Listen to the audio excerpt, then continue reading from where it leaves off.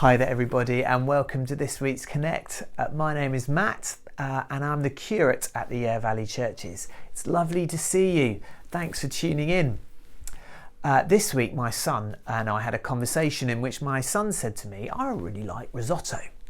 Now that came as a bit of a surprise to me because every other time we had put risotto before my son, he had complained bitterly. I don't like risotto. Can I have something else please?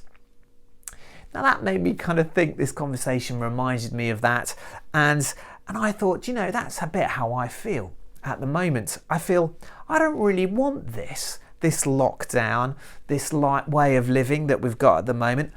Could I have something else please? Could you bring me something else? Is there anything else on the menu? That's how I kind of feel about it.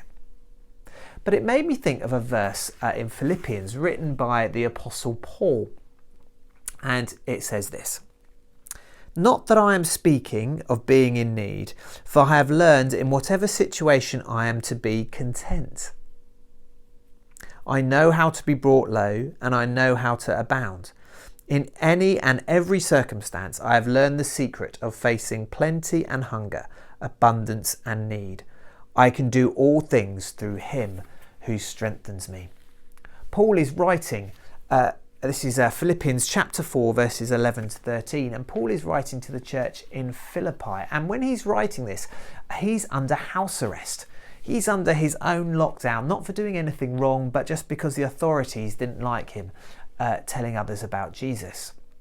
And even in this moment when he's under house arrest he can say, I am content. He can say that he can do this. The secret of this contentment was, I can do all things in him who strengthens me. And that him that he's talking about there is Jesus Christ. His relationship with Jesus Christ was enough for him in whatever circumstance he found. And there are a few hints as to how that works in the letter to the church in Philippi that goes before that. There is the word that is used the most in that letter is the word rejoice. It is his worship of God that is his strength.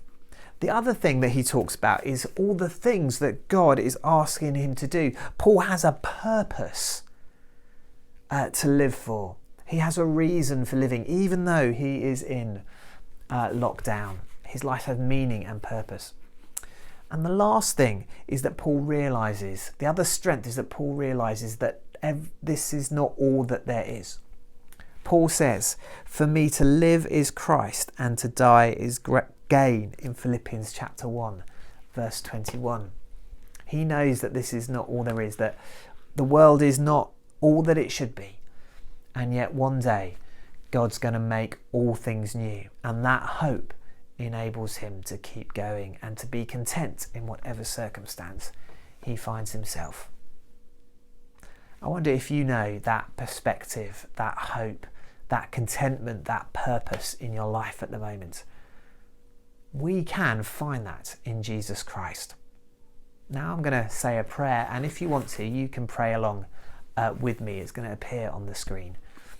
And we're going to finish with a song that talks about God being sovereign over us and accepting his way of living. So if you want to, pray along with me. God, give me grace to accept with serenity the things that cannot be changed. Courage to change the things that should be changed. And the wisdom to distinguish the one from the other. Living one day at a time, enjoying one moment at a time, accepting hardship as a pathway to peace, taking, as Jesus did, this sinful world as it is, not as I would have it, trusting that you will make all things right if I surrender to your will, so that I may be reasonably happy in this life and supremely happy with you forever in the next. Now let's say the Lord's Prayer. Our Father in heaven, hallowed be thy name. Thy kingdom come, thy will be done, on earth as it is in heaven. Give us this day our daily bread, and forgive us our trespasses, as we forgive those who trespass against us. And lead us not into temptation, but deliver us from evil.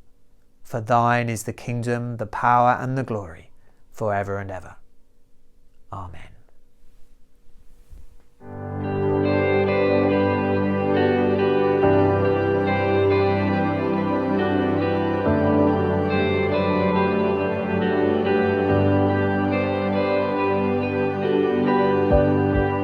There is strength within the sorrow. There's beauty in our tears. And you meet us in our mourning with a love that casts out fear. You are working in our waiting. You're sanctifying us. When beyond our understanding, you're teaching us to trust. Oh, your plans are still to prosper. You have not forgotten us. You're with us in the fire and the flood. You're faithful forever, perfect in love. You are sovereign over us.